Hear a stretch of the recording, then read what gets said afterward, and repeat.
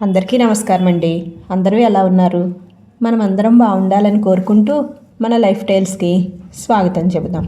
ఈరోజు మన కథ విఘ్నేశ్వరుడు.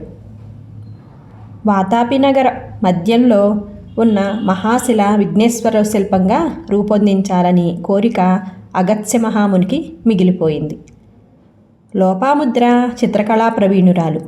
ఆమె అక్కడికి వచ్చి మహాశిలను జాగ్రత్తగా పరిశీలించి చూసి అది ఏ విధంగా రూపొందించాలో అలాంటి విఘ్నేశ్వరుని రూపురేఖలతో ఒక చిత్రపటాన్ని తయారు చేసింది. రేఖాచిత్రం అయితే తయారైంది, కానీ ఆ ప్రకారంగా మహాశిలను మలచగల శిల్పాచార్యులు ఎంత ప్రయత్నించినా లభించలేదు. అగత్స్యుడు ఎప్పుడు బాధగా మహాశిల ఎదురుగా కూర్చొని చిత్రపటాన్ని శిలని పదే పదే చూసుకుంటూ కాలం గడుపుతూ ఉన్నాడు. వచ్చిన శిల్పాచార్యులందరూ చిత్రపటాన్ని చూసి ఇలాంటి శిల్పం మలచటం దేవశిల్పి విశ్వకర్మకో దానవశిల్పి మయుడికో తప్ప ఇతరులకు ఏమాత్రం సాధ్యం కాదు అంటూ వెనక్కి వెళ్ళిపోయేవారు. శిల్పులు ఉలులను మహాశిల మీద పరీక్షించి ఇది వజ్రపాషాణం, దీన్ని చెక్కడానికి మామూలు ఉలి అస్సలు పనికిరాదు, అందుకు ప్రత్యేకమైన వజ్రపు ఉలులు ఉండాలి, దేవతలో యక్షులో వచ్చి చెక్కవలసిందే కానీ మానవ మాతృలకు తరం కాదు అంటూ చెప్పారు.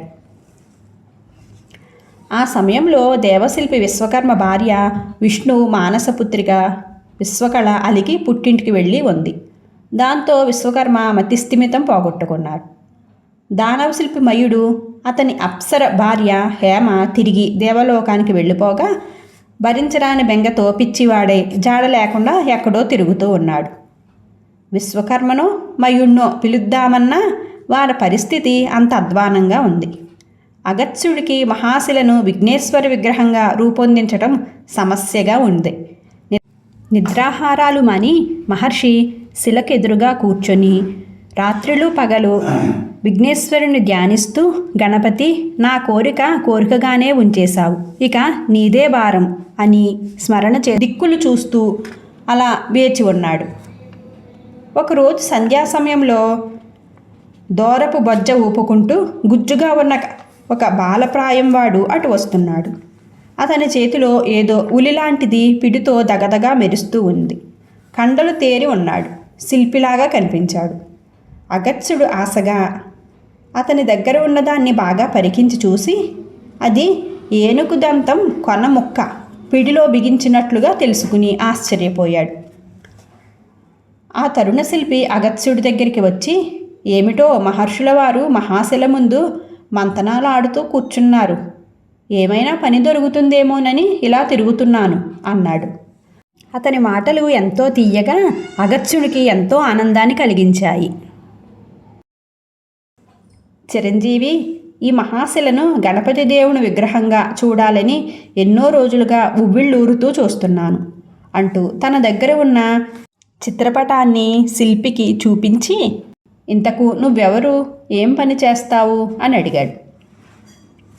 నేను చేసే పనుల్లో మొదటిది పుష్టిగా తినటం, తర్వాత శిల్పం చెక్కటం, నన్ను బాలశిల్పాచార్యులు అని పిలుస్తూ ఉంటారు అని బాలశిల్పి చెప్పాడు.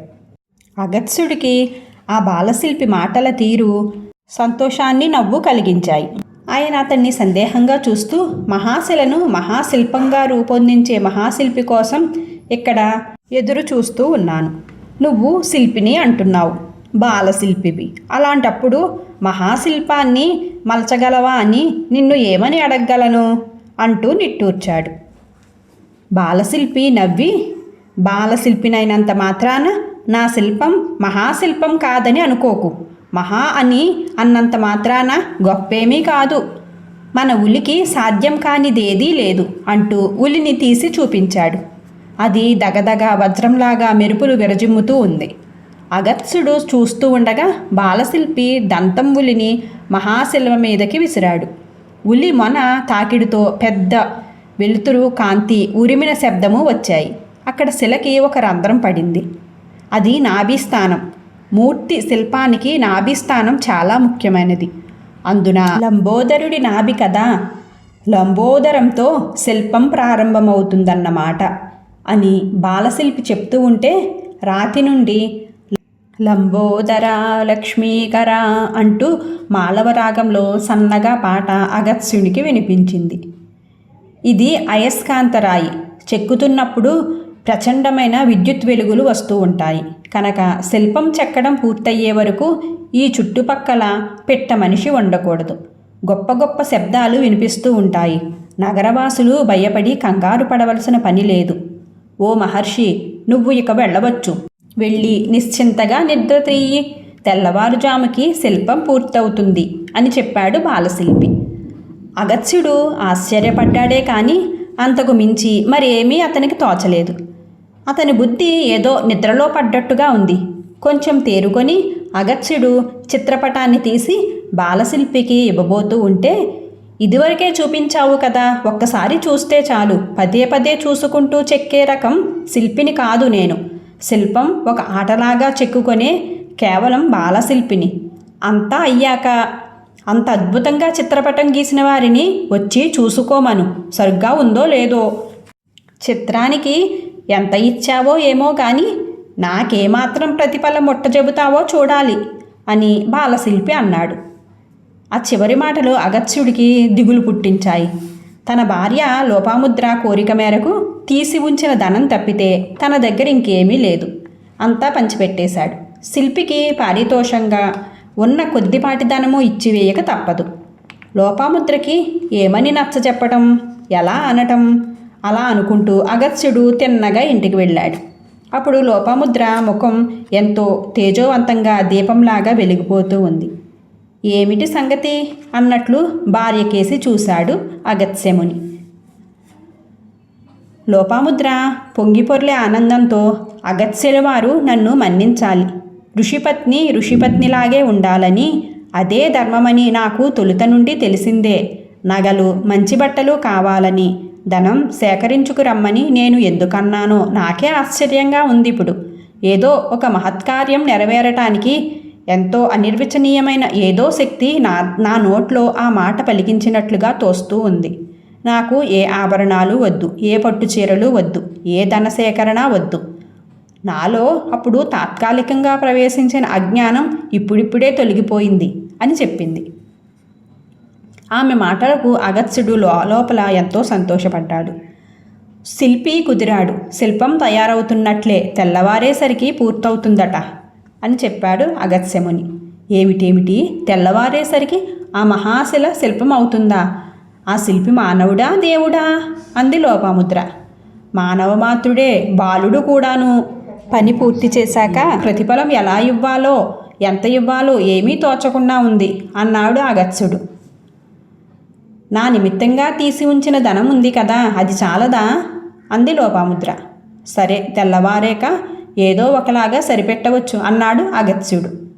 అన్నట్టు రేపు భాద్రపద శుద్ధ చతుర్థి, వినాయక చవితి రోజు. శిల్పం ధ్యాసలో పడి మీరు నెలలు తిథులు కూడా మర్చిపోయినట్లున్నారు అంది లోపాముద్ర. ఏమిటి, రేపు వినాయక చవితి, విఘ్నేశ్వర శిల్పం తయారవటం చిత్రంగా ఉందే అంటూ అగత్స్యుడు ఆశ్చర్యపడుతూ ఉంటే లోపాముద్ర, ఆ శిల్పి బాలుడు కాదు, మానవమాత్రుడు కూడా కాదు అంది. భార్య మాటల్లో ఏదో అద్భుత సత్యం ఉందనిపించింది అగత్స్యునికి. చాలా రాత్రి అయింది, నిద్ర పట్టలేదు, కుతూహలం పెరిగింది. ఏం జరుగుతుందో చూడాలని అగత్స్యుడు బయలుదేరాడు. అగత్స్యుడు మహాశిల సమీపానికి వచ్చేసరికి కనిపించిన దృశ్యాన్ని చూసి ఒళ్ళు జలధరించింది. అక్కడే అలాగే చతికిలబడిపోయాడు. కొన్ని వందల ఉలులు శిల్పాన్ని వాటంతట అవే చెక్కేస్తూ ఉన్నాయి. రంగురంగుల విద్యుత్కాంతులు చుట్టూ విరజిల్లుతూ ఉన్నాయి. కణకణ ధ్వనులతో హోరుమంటూ శబ్దం వెలువస్తూ ఉంది. ఉలులన్నీ ఏనుగుదంతం కొన ముక్కులాగా వజ్రంలాగా మెరిసిపోతూ ఉన్నాయి. అది స్వప్నమో నిజమో తెలియని భ్రాంతిలో మైకం కమ్మి అగత్స్యుడు అక్కడే సొమ్మసిల్లి నిద్రలోకి జారిపోన్నాడు. అలా నిద్రపోయిన ఋషి కళ్ళు తెరిచేసరికి ఎదురుగా తట్టి లేపుతూ ఉన్న బాలశిల్పి కనిపించాడు. తూర్పు కొద్ది కొద్దిగా తెల్లవారుతూ ఉంది. ఏమిటి మహర్షి, ఇక్కడ ఇలా నిద్రపోతూ కలలుగంటున్నారు? యోగ విద్యాపారంగుతుడైన నీకు ఈ కలల నిద్ర ఏమిటి? శిల్పం పూర్తయింది, చిత్రం గీసిన వారిని వచ్చి చూసుకోమను. చిత్రం గీసినంత సరిగ్గా శిల్పం రూపం వచ్చిందో లేదో అని చిన్నగా నవ్వుతూ బాలశిల్పి అంటూ ఉండగా పళ్ళేరం నిండా కుడుములు జలము పూలు పట్టుకొని లోపాముద్ర అక్కడికి వచ్చింది. అగత్స్యుడు ఎంతో ఆశ్చర్యంతో స్ఫటికంలాగా మెరిసిపోతూ ఉన్న విఘ్నేశ్వర మహాశిల్పాన్ని చూస్తూ ఉండగా బాలశిల్పి అతనితో, నాకు ప్రతిఫలం ఏమిస్తావో ఇవ్వు మరి అన్నాడు. అగత్స్యుడు మాట తడబడుతూ, మహాశిల్పి, నీకు ఏమిచ్చినా చాలదు. అయినా చంద్రుడికో నూలుపోగు అన్నట్లుగా కొద్దిపాటి ధనం తీసి ఉంచాను. కొంచెం ఆగు, ఇప్పుడే వెళ్ళి తెస్తాను అన్నాడు. బాలశిల్పి, సరే, ఇంతకు చిత్రపటం రచన చేసినందుకు ఏమిచ్చావో చెప్పు ముందు. శిల్పం చెక్కడం శ్రమ మాత్రమే కానీ అసలు గొప్పతనమంతా శిల్పాకృతికి మూలమైన అద్భుతమైన చిత్రపటం గీసిన వారిదే. చిత్రం ఊహాసంపన్నమైన మేధస్సుతో కూడిన అద్భుతమైన కళ అన్నాడు. అయ్యా బాలశిల్పాచార్య, చిత్రించిన వారికి వేరే ఏమీ ఇవ్వనవసరం లేదు. ఆ చిత్రం తయారు చేసింది నా భార్యే అంటూ లోపాముద్రను చూపిస్తున్నట్లుగా ఆమె వంక చూశాడు అగత్స్యుడు. లోపాముద్ర ఏదో తన్మయావస్థలో మునిగి ఉంది. ఏమి మాట మహర్షి, నేనే అయితే ఒక మహానగరాన్ని నిర్మించడానికి సరిపడే ధనాన్ని చిత్రం గీసిన వారికి ఇచ్చి ఉందును. అంత గొప్ప చిత్రపటం గీసిన ఆ ధనం ఆ అమ్మకే చెందుతూ ఉంటుంది అన్నాడు బాలశిల్పి. అగత్స్యుడు, అసలు ఆ ధనాన్ని కొన్నాళ్ల క్రితం ఆమె కోసమే తీసి ఉంచాను అని నోరు జారి అనేశాడు. బాలశిల్పి ఆశ్చర్యంగా, ఏమిటి, ఇంతకు ఇది శ్రీధనమన్నమాట. చెప్పావు గనక సరిపోయింది. నువ్విచ్చినా నేను పుచ్చుకున్నా ఎంత అన్యాయం మూటగట్టుకున్న వారమో కదా. అందులోది చిల్లిగవ్వ కూడా నాకు అక్కర్లేదు అంటూ లోపాముద్రకేసి చూసి, అమ్మా, నీ చేత్తో ఒక బిళ్ళ కుడుము నాకు పెట్టు, నాకదే చాలు. చెక్కిందానికి బొక్కిందే కూలి అని బ్రహ్మ శిల్పుల నుదుట ఎప్పుడో రాసి పెట్టేశాడు అని అన్నాడు. ఆ మాటలు వినటంతోనే లోపాముద్ర కుడుముల పళ్ళేరాన్ని అతని ముందు పెట్టి సాష్టాంగపడి బాలశిల్పి పాదాలు పట్టుకొని, విఘ్నేశ, నీ అనుగ్రహంతో మా జన్మలు తరించాయి అని అంది. బాలశిల్పి అదృశ్యమయ్యాడు. అగత్స్యుణ్ణి ఆవరించి ఉన్న మాయ విడిపోయింది. విఘ్నేశ్వర మహాశిల్పం ముందు భార్యాభర్తలిద్దరూ ప్రణమిల్లి, విఘ్నేశ్వర, నేనెంతో గొప్ప యోగబలం గలవాడినని తపస్సాలినని గర్వపడుతూ ఉండేవాడిని. కానీ నీ ముందు వట్టి అజ్ఞానినైపోయాను. ఎంతటి వాడైనా నీ మాయకు అతీతుడు కాడు అంటూ నమస్కారాలు చేస్తూ లెంపలేసుకుంటూ ఉంటే శిల్పంలోని దేవతా విగ్రహాలన్నీ పాడుతున్నట్లుగా వాతాపి గణపతి భజేహం అనే కీర్తన హంసధ్వని రాగంలో మానుబ్రోగుతూ వినిపించింది. కథ సుఖాంతం. Thank you for watching guys.